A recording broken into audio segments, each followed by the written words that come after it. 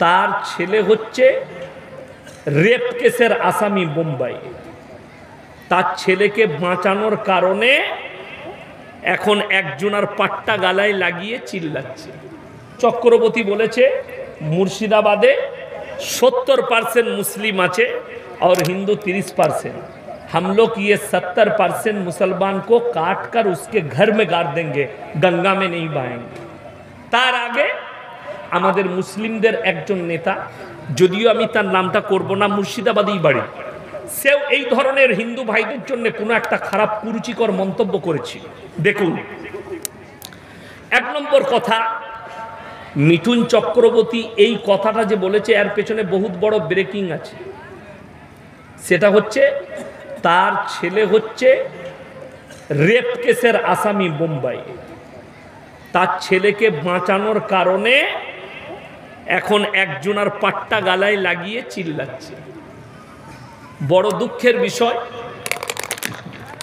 যে এটা যদি আমাদের মতো কোনো মৌলবি বলতো এতক্ষণ অ্যারেস্ট হয়ে যেত, ঠিক কিনা? যদিও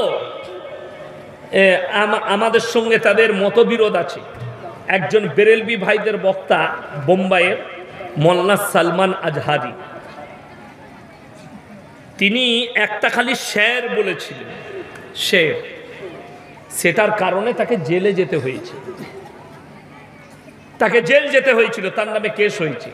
তাও কোনো জাতিকে উপেক্ষা করে বলেনি, তার জন্য তাকে জেল যেতে হয়েছে। এরপর আপনি ভেবে দেখুন, এই ব্যক্তি পশ্চিমবঙ্গে দাঁড়িয়ে এত বড় কথা বলছে যে মুসলমান 70% को हम काट कर गंगा में नहीं बहाएंगे, गंगा हमारा पवित्र माँ है, उनके घर में गाड़ देंगे। আমি বলবো পশ্চিম বাংলার হিন্দু মুসলমান একটু ভাবনা চিন্তা করবেন। এদের ভাষা যদি ভোটের আগে এটা হয় তাহলে জেনে রেখে দিবেন এরা জিতে গেলে আপনাকে আমাকে কিভাবে লড়াই করাবে। মসজিদে কাতারের মধ্যখানে চেয়ারে বসে নামাজ পড়ে কতটা ইসলামী সম্মত? 1 নম্বর, আমি যে এই চেয়ারটাই বসে বায়ান করছি, দেখতে পাচ্ছেন তো, এইটাতে স্ট্যাটাস আছে না নাই? স্টাইল নাই, এটা স্টাইল। আমি এখন ধরেলেন, আল্লাহ না করুক অহংকার না দে, মনে মনে হবে না আমি একজন বক্তা, চেয়ার একখানা পেয়েছি। চেয়ার হচ্ছে স্ট্যাটাসের জিনিস। মসজিদের ভেতরে মধ্যখানে হোক সাইডে হোক চেয়ারে বসে নামাজ হবে না, এইটা হচ্ছে সহি ফতোয়া। চেয়ারে বসে নামাজ হবে না, আপনি নামাজ নিচে বসে পড়বেন। গোটা বাজার, রতুয়া বাজার ঘুরে চলে এলো, দিয়ে মসজিদে এসে চেয়ারটা লাগিয়ে হযরত চেয়ারে বসে নামাজ পড়ছে। কষ্টের বিষয়। কে বলল তোমাকে? হাদিসে আছে নামাজ দাঁড়িয়ে না পারলে বসে বড়। চেয়ারের কথা হাদিসে কোথাও নেই, একটা জাল হাদিসেও পাবেন না। আপনি নিচে বসে পড়বেন। যদি বলেন যে আমি নিচেই বসতে পারি না, তো তুমি নিশ্চয় শুতে পারো, ঠ্যাস দিবে ইশারায় পড়ো। কিন্তু মসজিদের কাতারের মধ্যেখানে 1 নম্বর, চেয়ারে শুধু নয়, কেউ যদি নিচেই বসে পড়ে তাও সে কাতারের শেষ সীমান্তে বসে পড়বে, মিডিলে নয়, কাতারের শেষ সীমান্তে একদম কোণে বসে পড়বে। যদি কাতার পুরো না হয়, যে আপনি জানেন যে কাতারটা পুরো হবে না, আমাদের গ্রামে 1 কাতারই লোক হয়, তখন আপনি সেই পজিশনে দাঁড়াবেন যেটা লাস্ট হয়। চেয়ারে হারগিজ নামাজ হবে না। আমাদের স্ট্যাটাস হয়ে গেছে এখন বিভিন্ন মসজিদে। আমি বোম্বেতে গেছি জামে মসজিদে, সেইখানে দেখছি খালি প্রথম কাতারে 4খানা চেয়ার লাগানো আছে। আমি নামাজের শেষে ইমামের সাথে দুটো কথা বললাম, हजरत आपसे 2 बात करनी है। बोलिए। कहाँ से तशरीफ लाए? मैंने कलकत्ता से। अच्छी बात है। हमने हजरत ये जो कुर्सी में बैठ के नमाज पढ़ रही है, क्या शरीयत इसको राय देता है? बोले हजरत मैं क्या बोलूँ, मेरा नौकरी चला जाएगा। हमने आप अपना नौकरी बचा रहे, हक नहीं बोल पा रहे, तो अल्लाह के पास कैसे खड़े होंगे? हजरत जुम्मे के दिन तो बता दीजिए कि ये हदीस से कोई साबित नहीं है। এখন আমার মেয়ে স্কুলে যায়, বড় মেয়ের নাম আফিফা। তো সে আমাকে একদিন জিজ্ঞেস করছে, আব্বু ভারতবর্ষে আমরা কি 22%? কেন? স্কুলে পড়লাম, শুনলাম যে আমরা ভারতে মুসলমান 22%। আমি যখন স্কুলে গেছি তখন কিন্তু আমি এটাই শুনেছি, আমার মেয়েও এটাই শুনছে। আমি বললাম, হ্যাঁ মা, আমরা হিজড়ে আমাদের ছেলে হয়নি, ওই জন্য আমরা ওখানেই দাঁড়িয়ে আছি। অথচ তারাই বলছে মুসলমান 10 বাচ্চে লেতে। আমাদের সমীক্ষা নিলে ভারতে 40%, 40 কোটি মুসলমান আছে, আলহামদুলিল্লাহ, জোরে বলুন আলহামদুলিল্লাহ। এরপর ইসলাম কবুল করেছে কিছু, সেটাও আপনাদেরকে আঁকড়া বলে দেব। কত মানুষ কত বৎসরে ইসলামের ছায়া তলে এসছে।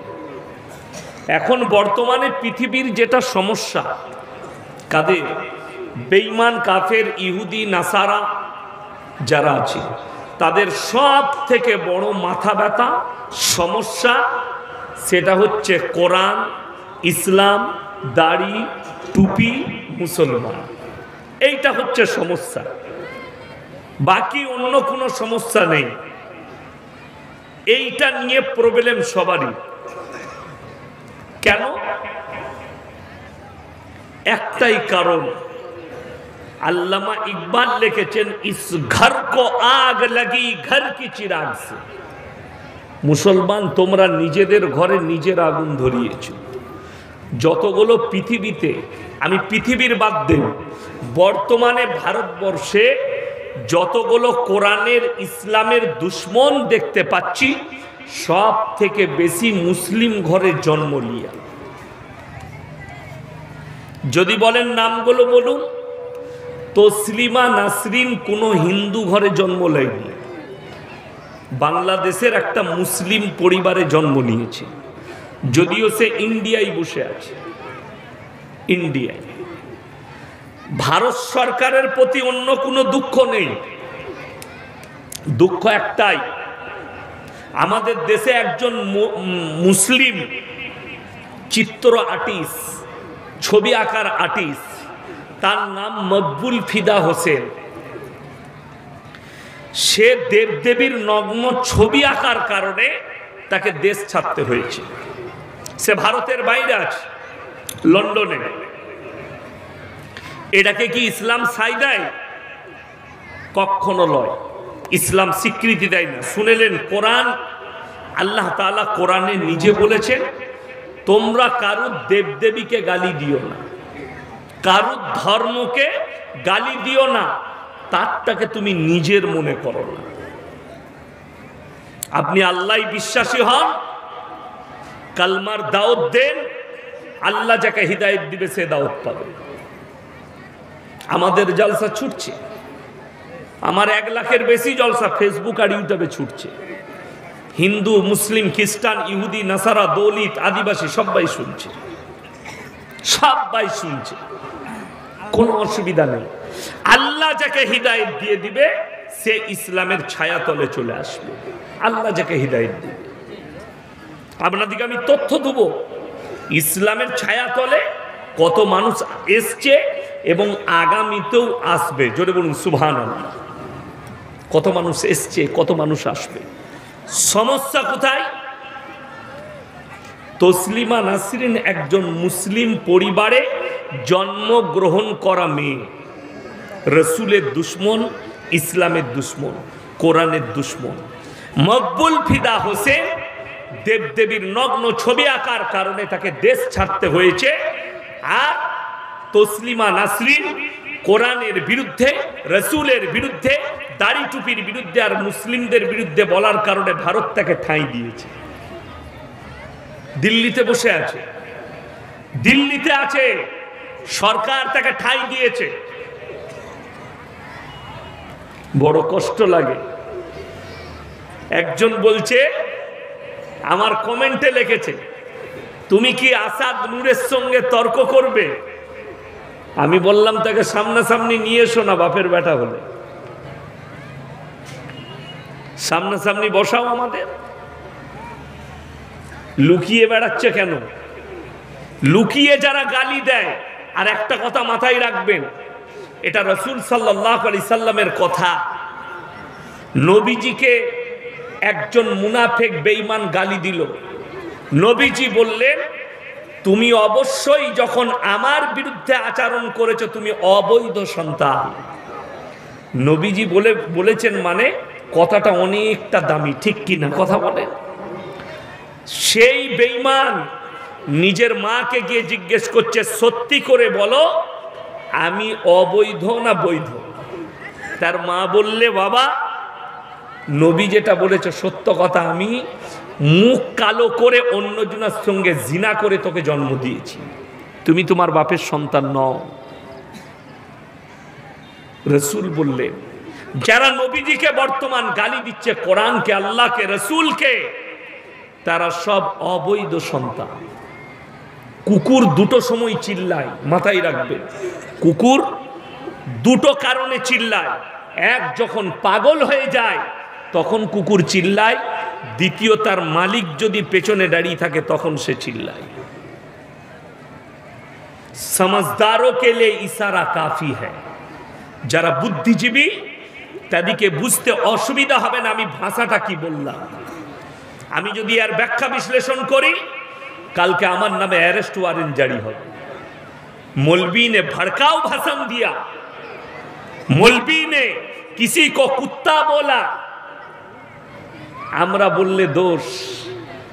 আর একজন ব্যক্তি দাঁড়িয়ে মঞ্চে বলছে मुसलमान को काट कर उसके घर में गाड़ देंगे, अपराध नয়, কোনো অসুবিধা নেই। বলো, জবান দিয়েছে বলো। আর আমরা যেটা বলবো ইশারাই বলবো, যারা বুদ্ধিজীবী হবে তারা বুঝে নেবে আমি কি বলতে চেয়েছি। আমার বলার উদ্দেশ্য, এখানে যতগুলো মুসলমান নরনারী বসে আছেন, ইমানদারির সঙ্গে বলুন তো, প্রত্যেকটা মুসলমানের জন্য দ্বীনি শিক্ষা অর্জন করা কি ফরজ? আপনার এই থানাটার নাম কি? থানাটা কি থানা? রতুয়া থানা, রতুয়া 1। এই রতুয়া থানায় এই মৌলভী সাহেব দিকে যদি বলি আপনারা সমীক্ষা করুন কত পার্সেন্ট মুসলমানের কাছে দ্বীনি শিক্ষা আছে, আশা করি 85% মুসলমানের কাছে দ্বীনি শিক্ষা নেই। কেন? 100টা ফ্যামিলির মধ্যে 80টা ফ্যামিলির সঙ্গে কোরআনের কোনো টাচ নাই, সম্পর্ক নেই, কোনো টাচ নেই, সম্পর্ক নেই। তাদের সম্পর্ক পয়সা, তাদের সম্পর্ক দুনিয়া, তাদের সম্পর্ক শয়তানের আখলাক আর চরিত্রে। আপনি মাথায় রাখবেন, একটা মানুষের ওপরে আসর পড়বে তার পোশাকের ওপরে।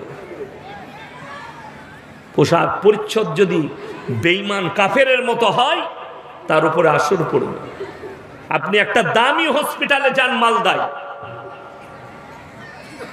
এখন পশ্চিম বাংলা হার্টের চিকিৎসার নাম্বার 1 সেটা হচ্ছে আমার বাড়ির কাছে দুর্গাপুর মিশন হসপিটাল, অনেকে নাম শুনেছে, হার্টের অপারেশনের সব থেকে ভালো। আর ফ্রি চিকিৎসায় বর্ধমান টাউনে অনাময়, যেটা কলকাতাতেও নেই, বর্ধমানে আছে ফ্রি চিকিৎসা সরকারি। 1000 টাকার ওষুধ কিনলে 300 টাকা লাগবে, 700 টাকা ছাড় সরকারের তরফ থেকে। অনাময় দুটোই এখন টপ র্যাঙ্কে। এই আপনি যদি মিশন হসপিটালে যান চিকিৎসা করাতে, কিংবা আপনি যদি ভেতরে ঢুকতে চান, ল্যাবরেটরিতে আপনার কোনো পরীক্ষা হয়, আপনার পোশাক পরে ঢুকতে দিবে না, তাদের একটা পার্সোনাল পোশাক আছে, সেই পোশাকে ঢুকতে দিবে আপনাকে। ইউনিফর্ম আছে তাদের, সেই ইউনিফর্ম পরে ঢুকতে দিবে আপনাকে। যেমন একটা পুলিশ যদি আন্ড্রেসে এসে আমাকে অ্যারেস্ট করতে আসে, তাকে লোকে মারবে না? মারবে না।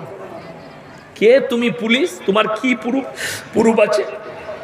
তাকে কার্ড বার করে দেখাতে হবে। তার পরিচয় হচ্ছে তার ইউনিফর্ম, তার পোশাক। তুমি মুসলমান, নামাজ তো তোমার হয়ে যাবে, হাত কাটা গেঞ্জি পড়েছে আর জিন্সের চুস্ট প্যান্ট, খালি নামাজ পড়ার সময় গুটিয়ে নিচ্ছে হারামখোর, দিয়ে মসজিদে গিয়ে নামাজ পড়ছে। বেঈমান কাফেররা এমন এমন প্যান্ট বার করেছে, এখনকার যুবকরা প্যান্টগুলো পরে নামাজ পড়ছে। সে যদি গেঞ্জি পরে সিজদায় যায়, পেছন দিকে আলী বাবার গুফা বেরিয়ে যাবে, পেছনে যে আছে তার নামাজ হবে না। ঠিক বললাম না ভুল বললাম? পেছনে সব বেরিয়ে গেল, এমন প্যান্ট পড়েছে নিচে। আমি তো একবার বোম্বে যাচ্ছিলাম, এয়ারপোর্টে দুর্গাপুর, কলকাতায় দমদমে প্লেনে চাপবো, লাইনে দাঁড়িয়ে আছি, বোর্ডিং পাস করাবো। তো আমার সামনে একটা যুবক দাঁড়িয়েছে, এমন মনে হচ্ছে প্যান্টটা খুলে পড়ে যাবে। আমি বললাম ভাই থোড়া উপর কর লো, গির যায়। সে বলে না এর ডিজাইন হ্যাঁ। আমরা সালা এমনও ডিজাইনের প্যান্ট বেরিয়েছে, হতেও পারে। বেঈমান কাফেরদের আখলাক। তো ইউনিফর্মের একটা বড় দাম আছে। আপনার ফ্যামিলিতে কোরআনের সঙ্গে কতটা ফ্যামিলিকে টাচে রেখেছেন ওটা একবার চিন্তা করুন, কতটা টাচে আছে। আজকে 80টা ফ্যামিলিতে কোরআনের সাথে কোনো সম্পর্ক নেই, যার কারণে এখন বাংলা মানে কোরআন বেরিয়েছে না বেরোয়নি? কথা বলে বেরিয়েছে। আজকে একটা বাচ্চা মেয়ে, বাচ্চা ছেলে মাধ্যমিক পাস করেছে 16 বছর বয়সে, নানাকে নানিকে বলছে নানি আমাকে একটা মোবাইল কিনে দিতে হবে। হাই রে নানা নানি, লাতনি মাধ্যমিকে পাস করেছে, ভালো নম্বর পেয়েছে, কিনে দিল মোবাইল, একটা কোরআন কিনে দিবে না। কি করে? পয়সা নেই, বন্ধন লোন না হলে গ্রুপ লোন নিয়েছে, দিয়ে লাতনিকে একটা মোবাইল কিনে দিচ্ছে। লাতনি সব, সেই মেয়ে পালিয়ে যাচ্ছে, মোবাইলের দ্বারা জিনা করছে, সব পাপিয়ারা হবে। আমার কাছে এক পরিবার এলো, এসে বললে হুজুর মুর্শিদাবাদে অমুক থানায় আপনার পরিচয় আছে। আমি বললাম না। কেন, কি হয়েছে বলো? আমি আমার থানায় বলে দিই। বলছে 13 বছর বয়স মেয়েটার, বাচ্চা মেয়ে, স্কুলে 8-9-এ পড়ে, নানি তাকে শখ করে ধার দেনা করে মোবাইল কিনে দিয়েছে। সেই বাচ্চা মেয়ে একটা ছেলের বাপের সাথে পালিয়ে গেছে। এটা আমি বানানো গল্প বলিনি, সত্য ঘটনা বলছি। এই বক্তব্য যদি ইউটিউবে সেই পরিবার শুনে, সে বুঝতে পারবে ইয়াসিন সাহেব আমাদেরই কথা বলল। আর আমি বলা বুঝার জন্যই বলছি, তাদের নাম উচ্চারণ করিনি। তো শুধু সেই মেয়েটা একা জিনাতে লিপ্ত হয়নি, পাপী হয়নি, তার পরিবারও পাপী। এখন বাংলা মানে কোরআন বেরিয়েছে না বেরোয়নি বাবা? বেরিয়েছে। আচ্ছা, এখন তো মিনিমাম সব ছেলে মেয়েরাই বাংলা পড়তে জানে কম বেশি। ঠিক বললাম না ভুল বললাম? তোমার পরিবারে একটা বাংলা মানে কোরআন নাই যে হারাম হালালটা চিনতে পারবে। আজকে মুসলমান হারাম হালাল চিনে না, দিন আর বদ্দিন চিনে না, শিরক আর বেদাত চিনে না, কুফরি চিনে না, আল্লাহ বিরোধী কাজ জানে না, কোনটা আল্লাহ বিরোধী কোনটা আল্লাহর পক্ষের কাজ। আপনাদের এখান থেকে কালিয়াচক কাছে, ঠিক বললাম না ভুল বললাম? কালিয়াচকের হাই রোড, এখানে যদি 100টা যুবক যুবতী থাকে স্কুল পড়ুয়া, যদি দাঁড় করায় 80টা যুবক যুবতী আরবি 12টা মাসের নাম বলতে পারবে না। ঠিক বললাম না ভুল বললাম? 80টা যুবক যুবতী। কিন্তু জিজ্ঞেস করুন, ও খাতায় লিখে রেখেছে 1 জানুয়ারি কবে পড়বে, আর সেই দিনে হারামখোর মদ নিয়ে ফিস্টি করতে যাবে, আর তার পরিবারও সাই দিবে। 30শে ডিসেম্বর 2023 সাল, রাতটা পেরুলেই 1 জানুয়ারি 24 সালে আমি জলসা করেছিলাম, আজও আমার ব্রেনে আছে। জায়গাটা হচ্ছে মালদা সুজাপুর গয়েশবাড়ি। গয়েশবাড়িতে জলসা শেষ করলাম 11টা 45-এ, গাড়ি ছাড়লাম। 13 মিনিট লেগেছে আমার কালিয়াচক স্ট্যান্ডকে আসতে, হাইওয়ের ওপরে বাড়ি যাচ্ছি। গাড়ি আটকে গেল, লাইন জাম। আমি আমার ম্যানেজারকে বললাম দাঁড়িয়ে নেমে দেখো এখানে কিসের জন্য জাম লেগেছে। এসে কি বলল জানেন? মুসলিমদের যুবকরা কয়েক লাখ টাকার খালি বোম বিছিয়ে রেখেছে, 1 জানুয়ারি পালন করবে। 1 জানুয়ারি প্রশাসন বাবুরা গার্ড দিয়ে দাঁড়িয়ে আছে, কিছু করার নেই। দেশের আইন যেমনি কাঁটায় 12টা বাজলো, কাঁটাটা খালি পেরিয়েছে, 12ই ঠেকেছে, আর 10 থেকে 15 মিনিট খালি বোম ফাটালো, সব মদ্যপ অবস্থায়। ইসলামে মদ হারাম না হারাম নয়? কথা বলবেন জোরে, আমি কানে কালা। হারাম তো? হ্যাঁ হারাম। আর যারা কথা বলতে পারছেন না, মনে হচ্ছে যেন হারাম তারাও লিপ্ত আছে। আমার ইঞ্জেকশনের মতো কথা কিন্তু গায়ে লাগবে, আমাকে সবাই দাওয়াত দেয় না, ভেবে চিনতে দাওয়াত দেয়।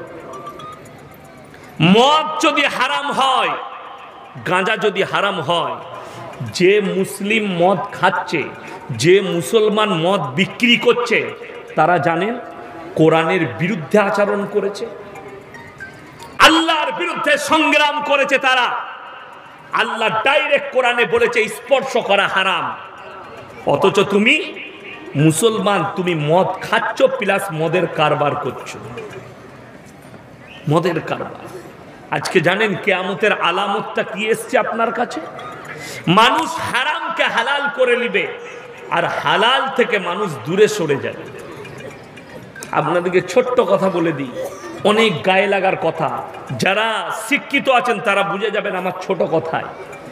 একটা বাজারে, রতুয়া বাজারে যদি কোনো ভিক্ষুক, গরিবের ছেলে খেতে পায় না, ভিক্ষা করে খায়, সে যদি কারো পকেট থেকে 10 টাকা বার করে, তাকে গাছে বেঁধে পিটায়। ঠিক বললাম না ভুল বললাম? চোর চুরি করেছে, 10 টাকা চুরি করেছে, বেচারা খেতে পায় না, ভিক্ষা করে খায়। অথচ আমাদের সমাজের কওমের টাকা, হাজার হাজার লাখ লাখ টাকা, কোটি কোটি টাকা লুট করছে, তাকে আমরা স্টেজে রেখে গলায় মালা পরাই। সম্মানী ব্যক্তি, সে হচ্ছে স্ট্যান্ডার্ড চোর যে গলায় মালা পায়। আর একজন চোর, বাচ্চা ছেলে চুরি করেছে, তাকে আপনি গাছে বেঁধে পিটান। কিয়ামতের দিনে আল্লাহর কাছে হিসেব দিতে পারবে যে আপনি যে কোটি কোটি টাকা চুরি করে, তার কাছ থেকে আপনি পয়সা পান বলে সে চোর লয়, আর একটা গরিব মানুষের ছেলে সে 10 টাকা চুরি করে পেটের দায়ে, তাকে আপনি গাছে বেঁধে পিটান চোর বলে। কিয়ামতের আলামত এটা। আল্লাহ রাসূল সাল্লাল্লাহু আলাইহি সাল্লামের হাদিস যে তোমরা দেখতে পাবে হে আমার নবী।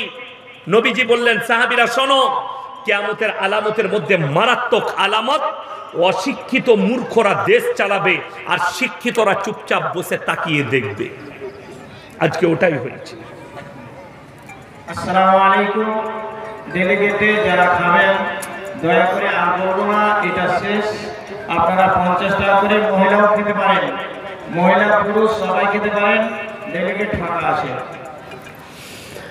আমার ভাই, আমি যেটা বুঝাতে চাইছিলাম যে আপনি যখন জানলেন এটা হারাম, আপনি মুসলমান যখন দাবি করেছেন, আপনাকে হারাম থেকে অ্যাভয়েড করতে হবে। কেন? আজকে অনেক মুসলমান বলে, মৌলী সাহেব দোয়া করছি, দোয়া কবুল হয় না। দোয়া কবুল হবে কি করে? দোয়া কবুলিয়াতের জন্য আমার আল্লাহ 1 নম্বর শর্ত রেখেছেন হালাল খাবার। তুমি যে খাবারটা খাচ্ছ হালাল কিনা, তুমি যে মাংসটা খাচ্ছ জবহ কিনা। আজকে বলতে গেলে আমি ফেসবুকে দেখলাম কত লোক গালি দিচ্ছে। কেন? হক কথা বলে দিলেই গালি দিতে লাগবে। এই আপনাদেরকে বলে যাচ্ছে, আমাদের দেশে শুধু এই মালদায় নয়, গোটা পশ্চিমবাংলায় নয়, গোটা ভারতবর্ষে 100টা যদি কসাই থাকে, 80টা কসাই হচ্ছে গাঁজাখোর আর মাতাল, যারা মাংস বিক্রি করে। কষ্টের বিষয় এটা, দুঃখের বিষয়। নামাজ পড়ে না, রোজা রাখে না, অথচ তারা গাঁজা খায়। আমি আমার বর্ধমান জেলায় দেখিয়ে দেব, গাঁজা মদ খায় আর ভোরের বেলায় গরু জবাই করে মাংস বিক্রি করছে। মুসলমান, তুমি আল্লাহর কাছে জবাব দিতে পারবে? গরু জবাই করাটা পাপের জিনিস নয়, নেকির কাজ। কেউ যদি গরু জবাই করে মাংস বিক্রি করে, এটা নেকির কাজ যে আপনি মুসলমানকে হালাল খাবার খাওয়াচ্ছেন। কিন্তু আপনি যদি বেনামাজি হন, আপনি যদি মাতাল হন, আপনি গাঁজাখোর হন, আপনি মানুষের কাছে হারাম খাবারটা দিচ্ছেন, এটার হিসেব আপনাকে দিতে হবে কিয়ামতের দিনে। অনেক মানুষ অজান্তে মুসলমান নিয়ে নিচ্ছে, না জানতে নিয়ে নিচ্ছে। আরে অসুবিধা কি আছে? ফজরের নামাজ পড়ে গরু জবাহ করো। আগে গরু জবাহ করেছো, সব হয়ে গেল, কাপড় পাল্টিয়ে ফজরের নামাজটা পড়েলাম। তোমার উপরে বিশ্বাস জাগবে, তুমি বিসমিল্লাহ আল্লাহু আকবার বলে জবাহ করবে। সুদ হারাম কে জানে না বলুন? কথা বলে না, সুদ হারাম সবাই জানেন তো? সবাই জানে। কোরআনে আছে ওয়াহাল্লাল্লাহুল বাইয়া ওয়া হাররামার রিবা। তোমাদের জন্য সুদকে হারাম করা হয়েছে, ব্যবসাকে হালাল করা হয়েছে। আপনি ভেবে দেখুন, কোরআনে যখন আল্লাহ হারাম বলেছেন, এইটা যদি কোনো মুসলমান সুদের কারবার করে, সে আল্লাহর সঙ্গে সংগ্রাম করলো না? করলো না? আল্লাহর বিরুদ্ধে আচরণ করেছে। তোমার ঈমান ধ্বংস হয়ে যাবে, তোমার জীবনটা পণ্য হয়ে যাবে, যেহেতু তুমি রাসূলের বিরুদ্ধে, আল্লাহর বিরুদ্ধে সংগ্রাম ছেড়ে দিয়েছো, যুদ্ধ ঘোষণা করেছো কোরআন বিরোধী কাজ করে। আজকে আমাদের দেশে বলতে কষ্ট লাগে, জানেন, সকালবেলায় অনেক মুসলমান আছে, তাদের বিড়ি না খেলে হাগাই হয় না। ঠিক বললাম না ভুল বললাম? বিড়ি না খেলে তাদের হাগা হয় না সকালবেলায়, তাদের ফতোয়া আলাদা। ওই জন্যে তো আমি মেদিনীপুরে গেছি, আমার আগে একজন বয়ান করছিলেন, তো তাকে একজন প্রশ্ন দিয়েছে, হুজুর বিড়ি সিগারেট গুটকা খাওয়া কি? হুজুর তখন বলছে মাকরু, তার মানে খাওয়া যাবে। আমি তাদেরকে জিজ্ঞেস করলাম স্টেজে গিয়ে, তোমার ইমাম যদি সিগারেট খায় তার পেছনে নামাজ পড়বে? সবাই বললে না। তোমার ইমাম যদি গুটকা বিড়ি খায় তার পেছনে নামাজ পড়বে? বললে হুজুর না। আমি বললাম, হুজুর খেলে হারাম, তোরা খেলে মকরু, তোর হুজুরও মার খাবে, তুও খাবে। কথাটা বুঝতে পেরেছেন না পারেননি? তোমার হুজুরও মার খাবে আর তুমিও খাবে। বড় কষ্টের বিষয়। আপনাকে আমি যুক্তি দিয়ে বুঝাচ্ছি। পানির বোতল দেন তো আমাকে, এই পানিটা দেন। মাশাআল্লাহ, এই দেখুন, এই যে পানির বোতল, এই বোতলটা আমাদের বক্তা সভাপতি স্টেজে যিনারা আছেন পানি খেতে দিয়েছে কমিটির লোক। এইখানে যদি লেখা থাকে বিষ মিশানো আছে, আপনি খেলে মারা যাবেন, এটা আর পান করা যাবে? পান করা যাবে না। গুনাহ, গুনাহে কবিরা, বড় গুনাহ এটা পান করা। যদি আমি বুঝতে পারি, আমাকে যদি বলে দেয় এটা বিষ মিশানো আছে। ওই জন্য আমার জলসায় আছে 24 পরগনার একটা মেয়ে গজল পড়ে, বিসমিল্লাহ, নাম জানি না, গজলটা খুব ভাইরাল। বিসমিল্লাহ বলে গ্লাস তুলে ঘালে ঢেলে নিল, বিসমিল্লাহ রসিলাই বিষ পানি হয়ে গেল। এই কথাটা যে বলেছে কুফরি ভাষা, ইসলাম বিরোধী কথা। আমি যদি জানি এটাই বিষ আছে, আমার জন্য খাওয়াটাই পাপের কথা। না জেনে খেয়ে নিয়েছেন, ওটা আলাদা বিষয়। বিসমিল্লাহ বলে খেয়েছেন, আপনার বিষটা ক্রিয়া হয়নি, বিসমিল্লাহর বরকতে কথাটা ঠিক আছে, কিন্তু আপনি জানেন এটাই বিষ আছে। কেউ যদি সাপের গর্তে বিসমিল্লাহ বলে হাত ভরে, সাপ চুমু খাবে তো নাকি? কথা বলে না? সাপ চুমু খাবে না, কামড়াবে। সাপের সিফাত, সিফাত মানে হচ্ছে গুণ, ছবল মারা। যদি বলেন না না, আল্লাহর ওলি হলে আপনাদের মতো মৌলবিদিকে কামড়াবে না। আরে মূর্খ দল, সাপ যদি ওলি চিনবে, গুহার মধ্যে আল্লাহর হাবিব সাল্লাল্লাহু আলাইহি সাল্লাম যেদিনে হিজরত করছেন, চলে যাচ্ছেন মক্কা ছেড়ে মদিনায় হিজরতের সবব, গুহার ভেতরে হযরতে আবু বকর সিদ্দিক রাদিয়াল্লাহু তাআলা আনহুর ডান রানে মাথাটা রেখে নবীজি ঘুমাচ্ছেন, চোখ লেগে গেছে নবীজি। খুব ভালো করে শুনবেন। হযরতে আবু বকর সিদ্দিক রাদিয়াল্লাহু তাআলা আনহু দেখলেন নবীজিকে যেন কোনো সাপ বিচ্ছু কিছু এসে না দংশায়, যার কারণে নিজের চাদরটা ছিঁড়ে ছিদ্রগুলো বন্ধ করছেন। এমন অবস্থায় এক গর্তের ভেতরে বিষধর সাপ ছিল, হযরতে আবু বকরকে দংশন করেছে। এত জ্বালা যন্ত্রণা, নবীজিকে ডিস্টার্ব করেননি, কিন্তু জ্বালা যন্ত্রণায় হযরত আবু বকর সিদ্দিক রাদিয়াল্লাহু তাআলা আনহু চোখ দিয়ে পানি এসছে। একটা পানি রাসূল সাল্লাল্লাহু আলাইহি সাল্লামের চেহারা মুবারকে পড়ে গেছে। নবীজি উঠে বসে গেলেন, হযরত আবু বকরের দিকে তাকালেন আর বললেন, হে আবু বকর, তোমার কি স্ত্রী পুত্র পরিজনকে মনে পড়ছে? নবীজিকে বুকে জড়িয়ে বললেন, আল্লাহর কসম, আমি আমার স্ত্রী পুত্র পরিজনের থেকেও আপনাকে আর আল্লাহকে বেশি ভালোবাসি। বলুন সুবহানাল্লাহ। সাপ যদি হযরতে আবু বকরকে না চিনতে পারে, সে ইয়াসিনকে চিনবে সাপ? বড় দুঃখের বিষয়। আমি যদি বলি আমি বর্ধমান থেকে এসেছি, তোমরা কি আমি